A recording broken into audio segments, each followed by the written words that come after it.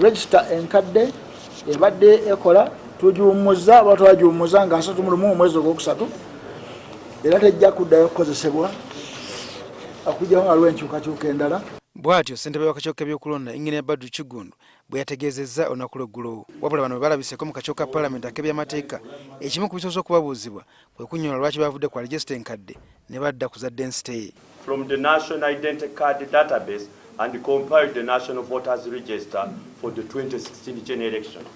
The very thing we are telling you, you are going to do. And the very thing government was saying, no, we are not going to do that.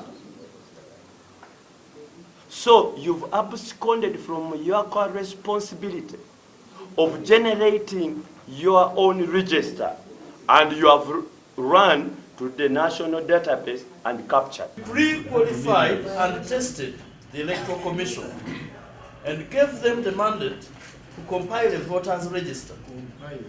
Compile.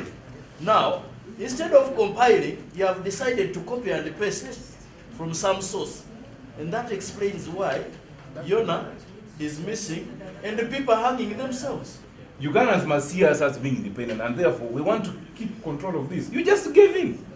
You just gave in, and you did not fight for your independence at all. And I think really the call for reconstituting the Electoral Commission is alive and well.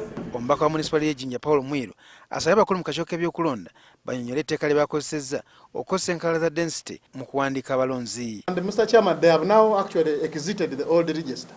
So the question is, under which law did you exit the old register? Eyalonda yakolebwa abantu be tutamanyi. Tetuyinza kusitula register ya ggwanga y'ebyokulonda ne tugikwasa abajaasi abatalina bisaanyizo mu tteeka ly'ebyokulonda ne babanga be batukolera register y'ebyokulonda.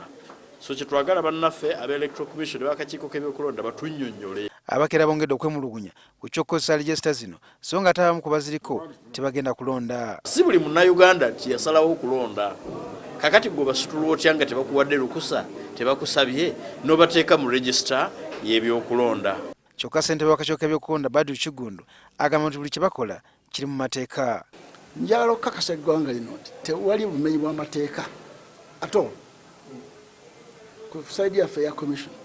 Buli kye tukoze kiri mu tteeka. Oli ayagala ajje tumunyonyole teeka gundi teeka gundi teeka gundi. Abakera b'ennyamivu lwaki ennongoosereza mu mateeka g'okulonda tezinakolebwa so nga ate obudde buggwayo. Akakiiko k'ebyokulonda keetaaga obuwumbi 27 mu mbalya y'ebyensimbi y'omwaka 2015-2016.